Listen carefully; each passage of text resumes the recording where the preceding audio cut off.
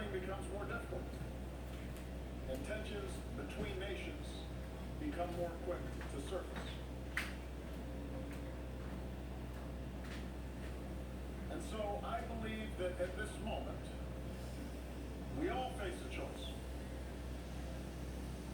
We can choose to press forward with a better model of cooperation and integration, or we can retreat into a world sharply divided and ultimately in conflict along age-old lines of nation and tribe and race and religion.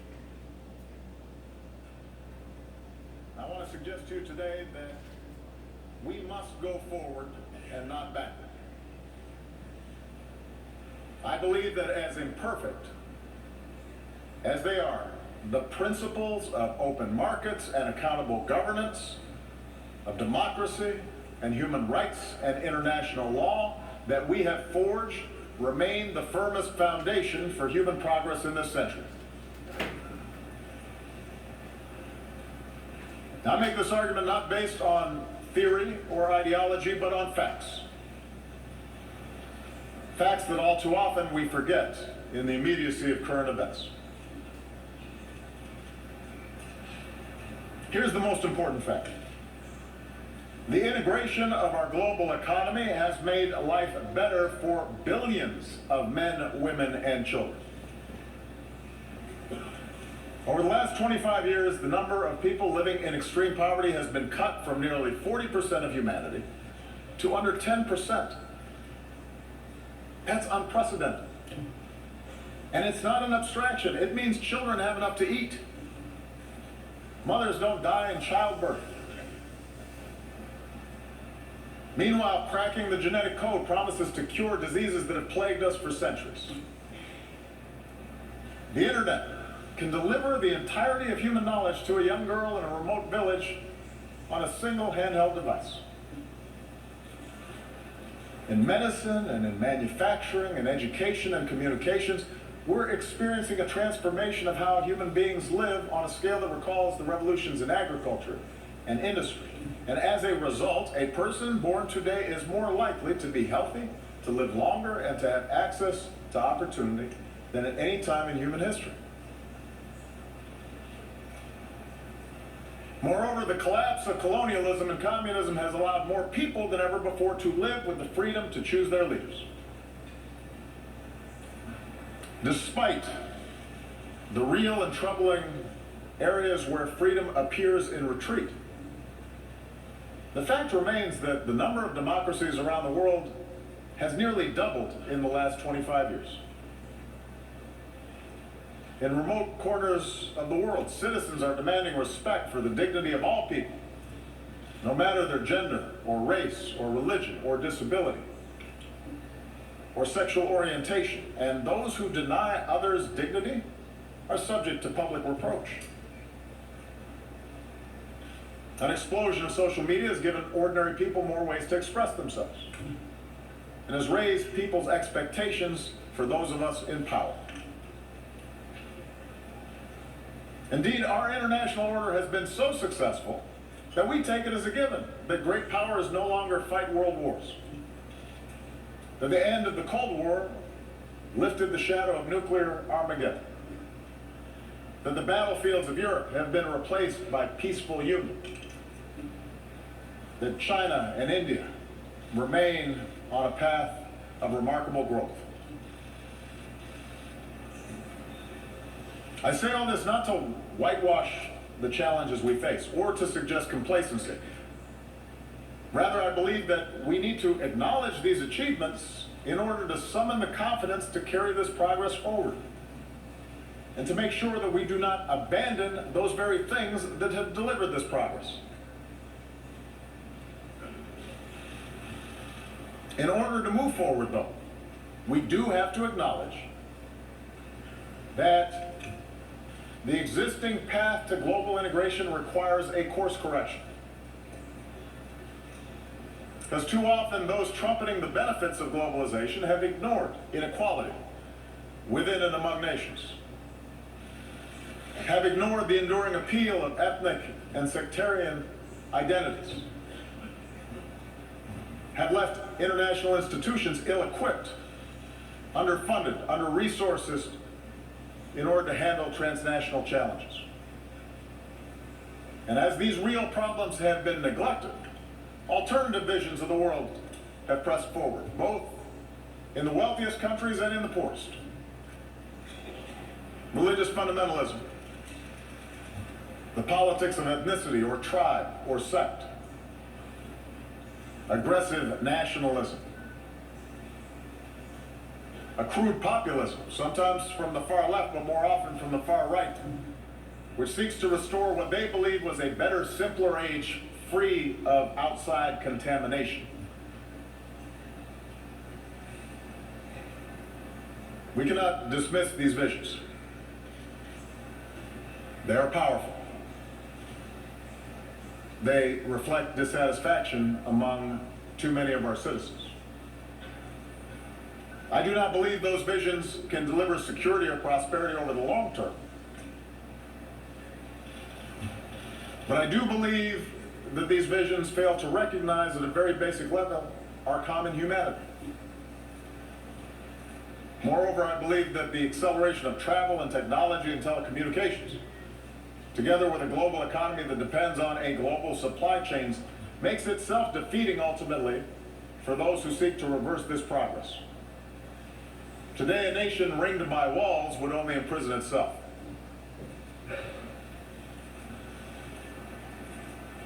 So the answer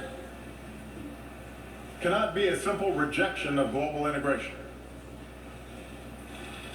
Instead, we must work together to make sure the benefits of such integration are broadly shared, and that the disruptions, economic, political, and cultural, that are caused by integration are squarely addressed. And this is not the place for a detailed policy blueprint, but let me offer in broad strokes those areas where I believe we must do better together. It starts with making the global economy work better for all people and not just for those at the top.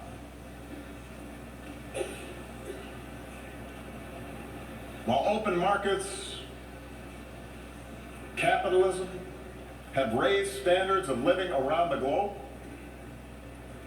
globalization combined with rapid progress in technology has also weakened the position of workers and their ability to secure a decent wage. In advanced economies like my own, unions have been undermined, and many manufacturing jobs have disappeared. Often, those who benefit most from globalization have used their political power to further undermine the position of workers. In developing countries, labor organizations have often been suppressed, and the growth of the middle class has been held back by corruption and underinvestment. Mercantilist policies pursued by governments with export-driven models threaten to undermine the consensus that underpins global trade. And meanwhile, global capital is too often unaccountable. Nearly $8 trillion stashed away in tax havens, and a shadow banking system that grows beyond the reach of effective oversight. A world in which 1% of humanity controls as much wealth as the other 99% will never be stable. I understand that the gaps between rich and poor are not new, but just as the child in a slum today can see the skyscraper nearby, technology now allows any person with a smartphone to see how the most privileged among us live, and the contrast between their own lives and others.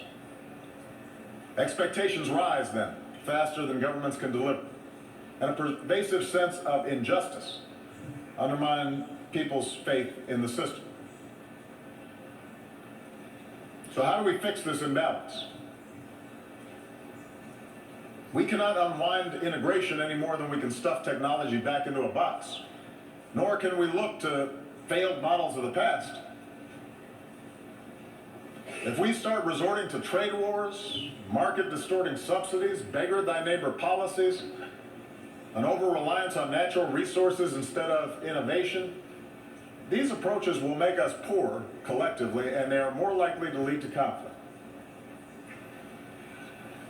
And the stark contrast between, say, the success of the Republic of Korea and the wasteland of North Korea shows that central planned control of the economy is a dead end.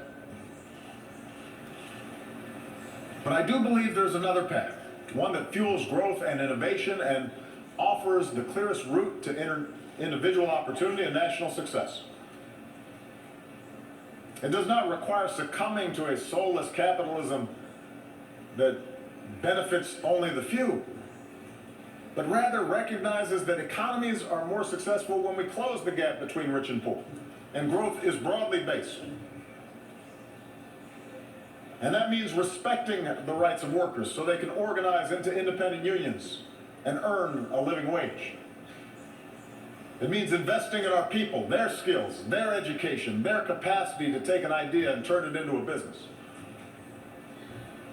It means strengthening the safety net that protects our people from hardship and allows them to take more risks, to look for a new job or start a new venture. These are the policies that I've pursued here in the United States, and with clear results. American businesses have created now 15 million new jobs. After the recession, the top 1% of Americans were capturing more than 90% of income growth, but today that's down to about half. Last year, poverty in this country fell at the fastest rate in nearly 50 years. And with further investment in infrastructure and early childhood education and basic research, I'm confident that such progress will continue. So just as I've pursued these measures here at home, so has the United States worked with many nations to curb the excesses of capitalism, not to punish wealth, but to prevent repeated crises that can destroy it. That's why we've worked with other nations to create higher and clearer standards for banking and taxation. Because a society that asks less of oligarchs than ordinary citizens will rot from within. That's why we've pushed for transparency and cooperation in rooting out corruption and tracking illicit dollars. Because markets create more jobs when they're fueled by hard work and not the capacity to extort a bribe. That's why we've worked to reach trade agreements that raise labor standards and raise environmental standards, as we've done with the Trans-Pacific Partnership, so that the benefits are more broadly shared. And just as we benefit by combating inequality within our countries, I believe advanced economies still need to do more to close the gap between rich and poor nations around the globe. This is difficult politically. It's difficult to spend on foreign assistance. But I do not believe this is charity. For the small fraction of what we spent at war in Iraq, we could support institutions so that fragile states don't collapse in the first place, and invest in emerging economies that become markets for our goods. It's not just the right thing to do, it's the smart thing to do. And that's why we need to follow through on our efforts to combat climate change. If we don't act boldly, the bill that could come due will be mass migrations and cities submerged and nations displaced and food supplies decimated and conflicts born of despair. The Paris Agreement gives us a framework to act, but only if we scale up our ambition, and there must be a sense of urgency about bringing the agreement into force and helping poorer countries leapfrog destructive forms of energy. So for the wealthiest countries, a green climate fund should only be the beginning. We need to invest in research and provide market incentives to develop new technologies and then make these technologies accessible and affordable for poorer countries. And only then can we continue lifting all people up from poverty without condemning our children to a planet beyond their capacity to repair. So, We need new models for the global marketplace, models that are inclusive and sustainable. And in the same way, we need models of governance that are inclusive and accountable to ordinary people.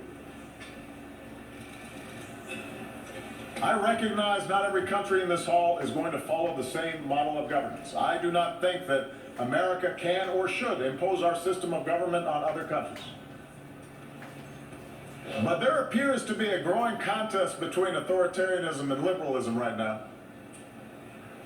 And I want everybody to understand, I am not neutral in that contest. I believe in a liberal political order. An order built not just through elections and representative government, but also through respect for human rights and civil society and independent judiciaries and the rule of law. I know that some countries which now recognize the power of free markets still reject the model of free societies. And perhaps those of us who have been promoting democracy feel somewhat discouraged since the end of the Cold War, because we've learned that liberal democracy will not just wash across the globe in a single wave. It turns out building accountable institutions is hard work, the work of generations. The gains are often fragile. Sometimes we take one step forward and then two steps back. In countries held together by borders drawn by colonial powers, with ethnic enclaves and tribal divisions, politics and elections can sometimes appear to be a zero-sum game. And so, given the difficulty in forging true democracy in the face of these pressures, it's no surprise that some argue the future favors the strong man, a top-down model, rather than strong democratic institutions. But I believe this thinking is wrong. I believe the road of true democracy remains the better path. I believe that in the 21st century, economies can only grow to a certain point until they need to open up, because entrepreneurs need to access information in order to invent. Young people need a global education in order to thrive. Independent media needs to check the abuses of power. Without this evolution, ultimately expectations of people will not be met. Suppression and stagnation will set in. And history shows that strong men are then left with two paths. Permanent crackdown, which sparks strife at home, or scapegoating enemies abroad, which can lead to war. Now, I will admit, my belief that governments serve the individual and not the other way around is shaped by America's story. Our nation began with a promise of freedom that applied only to the few, but because of our democratic constitution, because of our Bill of Rights, because of our ideals, ordinary people were able to organize and march and protest, and ultimately those ideals won out. Opened doors for women and minorities and workers in ways that made our economy more productive and turned our diversity into a strength. They gave innovators the chance to transform every area of human endeavor. They made it possible for someone like me to be elected President of the United States. So yes, my views are shaped by the specific experiences of America, but I do not think this story is unique to America. Look at the transformation that's taken place in countries as different as Japan and Chile, Indonesia, Botswana. The countries that have succeeded are ones in which people feel they have a stake. In Europe, the progress of those countries in the former Soviet bloc that embraced democracy stand in clear contrast to those that did not. After all, the people of Ukraine did not take to the streets because of some plot imposed from abroad. They took to the streets because their leadership was for sale, and they had no recourse. They demanded change because they saw life get better for people in the Baltics and in Poland, societies that were more liberal and democratic and open than their own.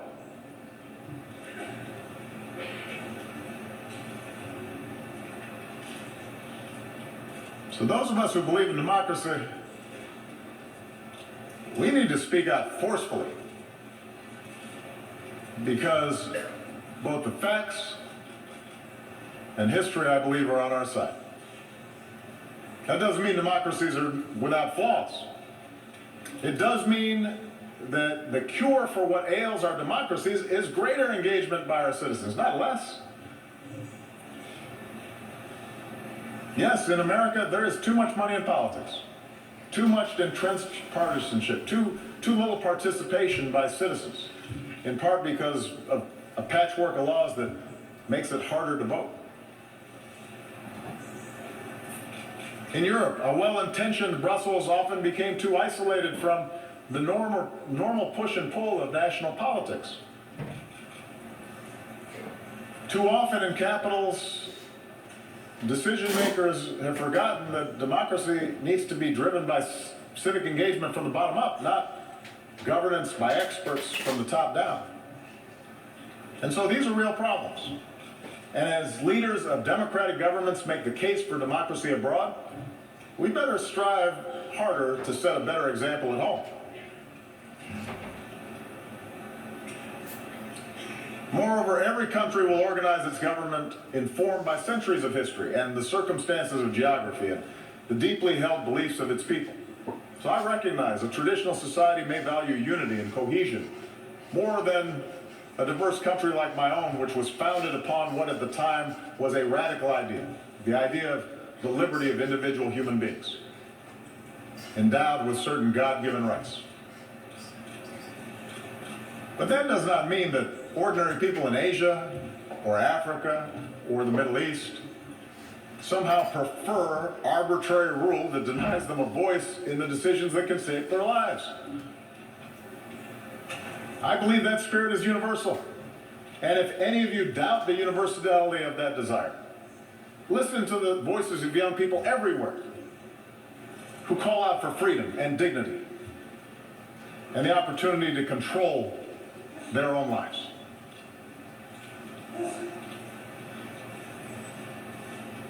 This leads me to the third thing we need to do. We must reject any forms of fundamentalism or racism or a belief in ethnic superiority that makes our traditional identities irreconcilable with modernity. Instead, we need to embrace the tolerance that results from respect of all human beings. That's a truism that global integration has led to a collision of cultures. Trade, migration, the internet, all these things can challenge and unsettle our most cherished identities. We see liberal societies express opposition when women choose to cover themselves. We see protests responding to Western newspaper cartoons that caricature the Prophet Muhammad. In a world that left the age of empire behind, we see Russia attempting to recover lost glory through force. Asian powers debate competing claims of history. And in Europe and the United States, you see people wrestle with concerns about immigration and changing demographics, and suggesting that somehow people who look different are corrupting the character of our countries. Now, there's no easy answer for resolving all these social forces, and we must respect the meaning that people draw from their own traditions, from their religion, from their ethnicity, from their sense of nationhood. But I do not believe progress is possible if our desire to preserve our identities gives way to an impulse to dehumanize or dominate another group. If our religion leads us to persecute those of another faith, if we jail or beat people who are gay, if our traditions lead us to prevent girls from going to school, if we discriminate on the basis of race or tribe or ethnicity, then the fragile bonds of civilization will fray. The world is too small. We are too packed together for us to be able to resort to those old ways of thinking. We see this mindset in too many parts of the Middle East. There, so much of the collapse in order has been fueled because leaders sought legitimacy not because of policies or programs, but by resorting to persecuting political opposition or demonizing other religious sects, by narrowing the public space to the mosque, where in too many places perversions of a great faith were tolerated. And these forces built up for years and are now at work helping to fuel both Syria's tragic civil war and the mindless medieval menace of ISIL. The mindset of sectarianism and extremism and bloodletting and retribution that has been taking place will not be quickly reversed. And if we are honest, we understand that no external power is going to be able to force different religious communities or ethnic communities to coexist for long. But I do believe we have to be honest about the nature of these conflicts. And our international community must continue to work with those who seek to build rather than to destroy. And there is a military component to that. It means being united and relentless in destroying networks like ISIL, which show no respect for human life. But it also means that in a place like Syria, where there is no ultimate military victory to be won, we're going to have to pursue the hard work of diplomacy that aims to stop the violence and deliver aid to those in need and support those who pursue a political settlement and can see those who are not like themselves as worthy of dignity and respect. Across the region's conflicts, we have to insist that all parties recognize a common humanity and that nations end proxy wars that fuel disorder. Because until basic questions are answered about how communities coexist, the embers of extremism will continue to burn, countless human beings will suffer, most of all in that region, but extremism will continue to be exported overseas. And the world is too small for us to simply be able to build a wall and prevent it from affecting our own societies. And what is true in the Middle East is true for all of us. Surely religious traditions can be honored and upheld while teaching young people science and math rather than intolerance. Surely we can sustain our unique traditions while giving women their full and rightful role in the politics and economics of a nation. Surely we can rally our nations to solidarity while recognizing equal treatment for all communities, whether it's a religious minority in Myanmar, or an ethnic minority in Burundi, or a racial minority right here in the United States. And surely Israelis and Palestinians will be better off if Palestinians reject incitement and recognize the legitimacy of Israel, but Israel recognizes that it cannot permanently occupy and settle Palestinian land.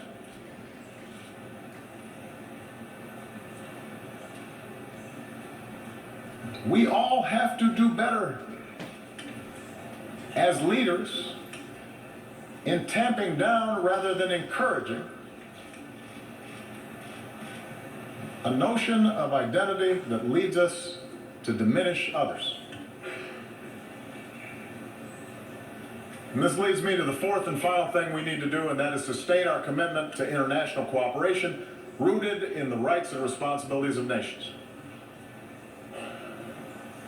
As President of the United States, I know that for most of human history, power has not been unipolar. And the end of the Cold War may have led too many to forget this truth. I've noticed as president that at times both America's adversaries and some of our allies believe that all problems were either caused by Washington or could be solved by Washington. And perhaps too many in Washington believe that as well.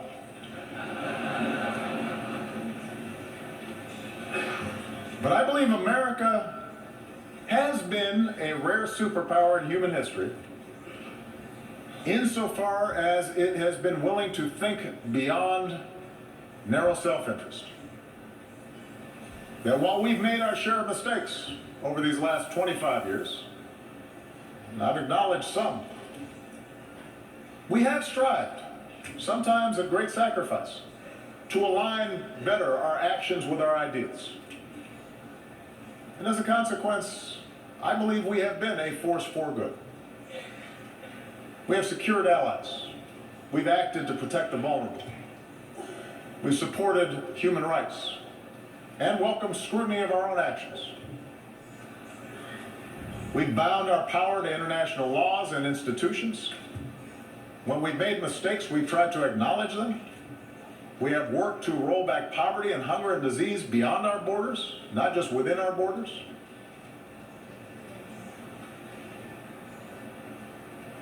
I'm proud of that.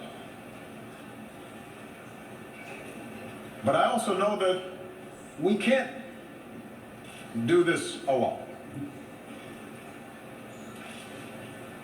And I believe that if we're to meet the challenges of this century, we are all going to have to do more to build up international capacity. We cannot escape the prospect of nuclear war unless we all commit to stopping the spread of nuclear weapons and pursuing a world without them. When Iran agrees to accept constraints on its nuclear program, that enhances global security and enhances Iran's ability to work with other nations. On the other hand, when North Korea tests a bomb, that endangers all of us. And any country that breaks this basic bargain must face consequences. And those nations with these weapons, like the United States, have a unique responsibility to pursue the path of reducing our stockpiles and reaffirming basic norms like the commitment to never test them again. We can't combat a disease like Zika that recognizes no borders. Mosquitoes don't respect walls, unless we make permanent the same urgency that we brought to bear against Ebola, by strengthening our own systems of public health, by investing in cures and rolling back the root causes of disease, and helping poorer countries develop a public health infrastructure. We can only eliminate extreme poverty if the sustainable development goals that we have set are more than words on paper. Human ingenuity now gives us the capacity to feed the hungry and give all of our children, including our girls, the education that is the foundation for opportunity in our world. But we have to put our money where our mouths are. And we can only realize the promise of this institution's founding, to replace the ravages of war with cooperation, if powerful nations, like my own, accept constraints. Sometimes I'm criticized in my own country for professing a belief in international norms and multilateral institutions, but I am convinced that in the long run, giving up some freedom of action, not giving up our ability to protect ourselves or pursue our core interests, but binding ourselves to international rules over the long term enhances our security. And I think that's not just true for us. If Russia continues to interfere in the affairs of its neighbors, it may be popular at home. It may fuel nationalist fervor for a time, but over time it is also going to diminish its stature and make its borders less secure. In the South China Sea, a peaceful resolution of disputes offered by law will mean far greater stability than the militarization of a few rocks and reefs. We are all stakeholders in this international system, and it calls upon all of us to invest in the success of institutions to which we belong. And the good news is that many nations have shown what kind of progress is possible when we make those commitments. Consider what we've accomplished here over the past few years. Together we mobilized some 50,000 additional troops for UN peacekeeping, making them nimble, better equipped, better prepared to deal with emergencies. Together we established an open government partnership so that increasingly transparency empowers more and more people around the globe. And together, now, we have to open our hearts and do more to help refugees who are desperate for a home. We should all welcome the pledges of increased assistance that have been made at this General Assembly gathering. I'll be discussing that more this afternoon, but we have to follow through even when the politics are hard. Because in the eyes of innocent men and women and children who, through no fault of their own, have had to flee everything that they know, everything that they love, we have to have the empathy to see ourselves. We have to imagine what it would be like for our family, for our children, if the unspeakable happened to us. And we should all understand that ultimately our world will be more secure if we are prepared to help those in need and the nations who are carrying the largest burden with respect to accommodating these refugees. There are a lot of nations right now that are doing the right thing. But many nations, particularly those blessed with wealth and the benefits of geography, they can do more to offer a hand. Even if they also insist that refugees who come to our countries have to do more to adopt to the customs and conventions of the communities that are now providing them a home.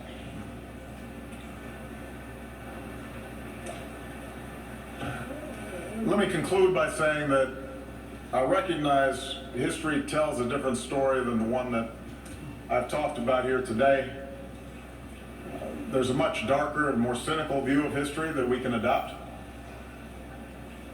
Human beings are too often motivated by greed and by power. Big countries, for most of history, have pushed smaller ones around.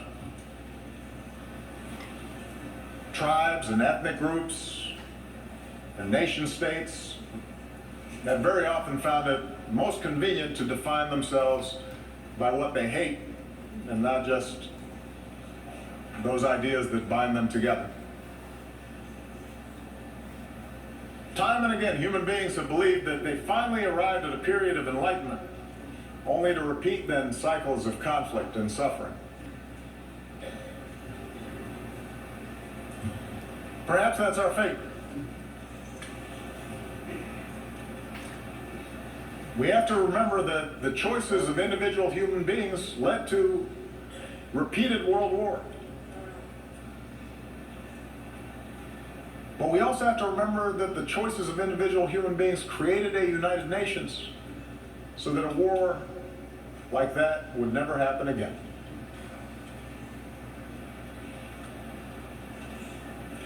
Each of us, as leaders, each nation, can choose to reject those who appeal to our worst impulses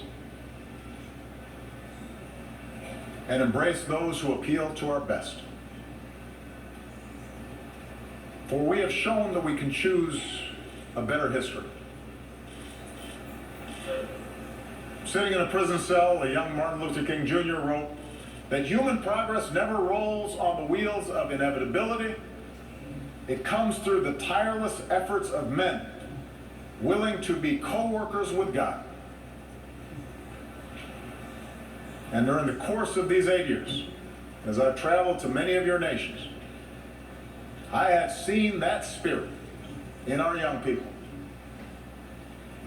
who are more educated and more tolerant and more inclusive and more diverse and more creative than our generation, who are more empathetic and compassionate towards their fellow human beings than previous generations. And yes, some of that comes with the idealism of youth, but it also comes with young people's access to information about other peoples and places. An understanding unique in human history, that their future is bound with the fates of other human beings on the other side of the world. I think of the thousands of healthcare workers from around the world who volunteered to fight Ebola. I remember the young entrepreneurs I met who are now starting new businesses in Cuba.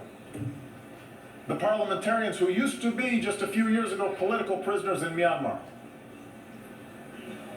I think of the girls who have braved taunts or violence just to go to school in Afghanistan. And the university students who started programs online to reject the extremism of organizations like ISIL. I draw strength from the young Americans, entrepreneurs, activists, soldiers, new citizens who are remaking our nation once again, who are unconstrained by old habits and old conventions and unencumbered by what is, but are instead ready to seize what ought to be.